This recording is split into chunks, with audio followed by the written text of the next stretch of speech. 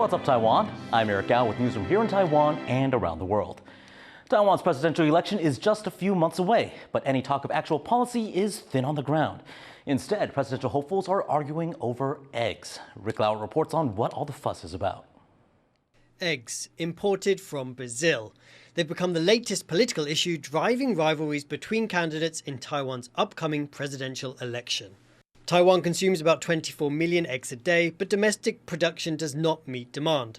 The shortfall recently forced Taiwan to import a batch of 80 million eggs from Brazil, some of which had incorrect expiry dates, leading opposition candidates to go after frontrunner Lai Ching-te, candidate for the ruling Democratic Progressive Party and current vice president of the country. 这件事情其实是蛮离谱的一件事情，不要让食安的问题变成伤害民众。最痛苦的，我们的那副总统赖主席也要出来说一下吧。你要污一点小钱就算了，那你要伪造那个有效日期，这根本就造假，真的是官商勾结，已经从国库炸了一笔钱出来了，还干这种事。Lai is taking a clear lead in the polls. Nearly 40% choose him over Ho, Ke, and recent entry Foxconn founder Terry Guo. Lai used a recent public appearance to share his hopes for Taiwan's economy. 我有一个梦想，就是说让台湾的经济能够成为自不落国，就是让台湾的企业可以立足台湾，布局全球，行销全世界。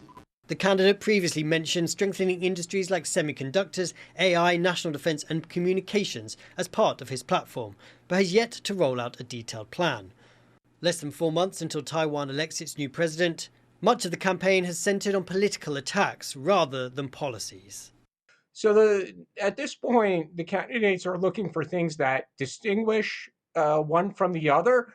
And part of that will be more along the lines of personal attacks or involvement in alleged corruption or involvement in failed policies when the candidates were in public office. There's plenty of issues facing Taiwan in the lead up to crucial polls, from how to deal with neighbouring China to coping with an ageing society. But if the recent wrangle over imported eggs is anything to go by, local politics will continue to be a battle of getting one over your opponents. Karma Xu and Rick Lauer for TaiwanPlus. Opposition KMT presidential candidate Ho Yo-i has left on an 8-day trip to the United States in a bid to deepen ties with Washington. The incumbent New Taipei mayor will visit several cities, including Washington, D.C. and New York, to meet with members of the U.S. Congress, think tanks, and journalists. Ho says his trip is proof of his commitment to democracy and will help maintain peace in the Taiwan Strait. 这一次的访问，也期待美国能够持续对台海区域的稳定和平给予更高度的关注，并协助台湾对印太区域自由经济贸易的参与。 Taiwan has opened a new cultural division at its representative office in the Czech Republic. The new branch in Prague is part of deepening ties between the two countries. Taiwan's representative in the Czech Republic says that the office is the first in Central and Eastern Europe to have a cultural division. Czech officials have praised the new branch as a way to expand cultural exchanges. Pro mě to je velká radost, zároveň cítím hrdost, že naše společné vztahy se rozvíjejí a jsem na to pyšný, že takto dokážeme používat a využívat kulturu k tomu, aby nás ještě více spojovala a vytvářeli jsme ještě pevnější přátelské vztahy. Taiwan is celebrating the arrival of its 4 millionth tourist this year. But as Laurel Stewart explains, the return of travelers has been slower than expected. South Korean Kim Ye-won receives flowers, small gifts and a cash prize upon arriving in Taiwan.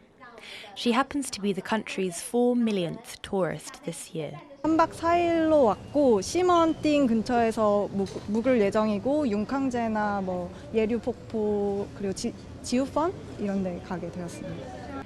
When Taiwan reopened borders last year after being completely closed off during the pandemic, it set a target of attracting 6 million tourists in 2023.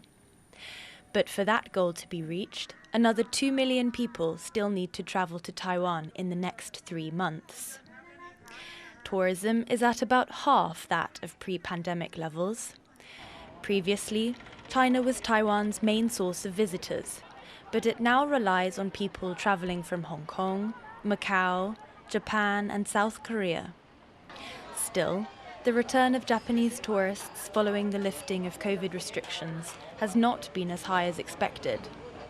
Taiwan's transportation minister says other countries have helped pick up the slack. 四大市场里面，除了日本比较慢啦，哈，大概恢复35%，其他都超过50%，甚至像泰国、新加坡、越南哈，这个马来西亚都超过80%了哈。也就是说，这整个的复苏的力道非常的强哈。 Officials say they hope more people from Southeast Asia and North America will travel to Taiwan.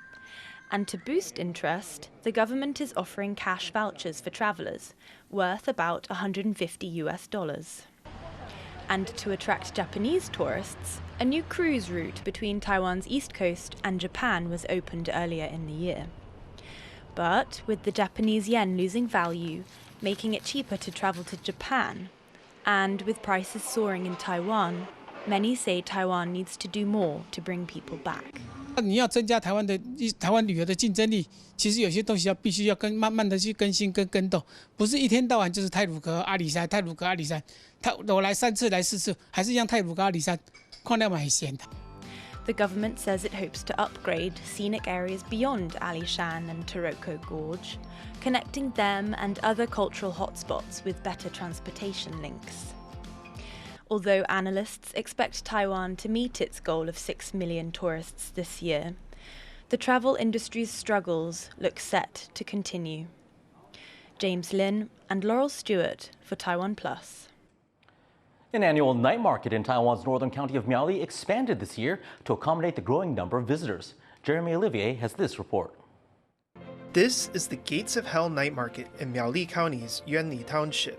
It takes place only one night each year during the country's Ghost Month. And despite the terror-inducing name, there's nothing scary about this annual fair, which brings in thousands of visitors from around the country. In fact, the market's become so crowded in recent years that the county has expanded it from 1 city block to 2. Even so, it was packed to the gills this time. 你们从火车站走到这边花了几分钟？好几分钟。有超过10分钟吗？有。Still, some were happy about the larger area, which can also hold more vendors. 我觉得它这个规模是做得不错了，因为它不会说人挤的，这是顺向的。 Rather than drive this year, many visitors chose to take the train instead. As a result, the train station in Yuanli was just as jam-packed as the night market. Ghost Month falls around the end of summer in Taiwan. As the season comes to a close, people are flocking to outdoor activities like this one to enjoy the final weeks of warm weather. Klein Wang and Jeremy Olivier for TaiwanPlus. Back in July, we reported that an endangered sea turtle had died despite efforts to save it. Now, the official cause of death has been revealed. This endangered leatherback sea turtle was found on a Pingdong beach in southern Taiwan in July. It was missing a flipper and was extremely weak. Conservationists tried to save it, but the turtle died despite their efforts. Now, the turtle's cause of death has been confirmed. Over 4 meters of fishing line in its stomach. 无法正常进食，因为肠胃道的疾病，进而引发败血症而死亡。 Human garbage is a major issue in Taiwan's waters, especially waste from the fishing industry. Cleanup efforts at the offshore island of Penghu have cleared over 600 kilometers of discarded nets over the past 5 years. Conservationists say these nets are especially dangerous to sea turtles, who can get trapped in them and drown. They say more needs to be done to preserve Taiwan's biodiversity. John Su and Eric Gao for TaiwanPlus. Thank you for watching What's Up Taiwan. Remember to download the TaiwanPlus app for more stories from Taiwan and around the world. Finally, we leave you with images ocean advocate Louis Pugh swimming along the Hudson River in New York State. I'm Eric Gao. Take care and see you next time.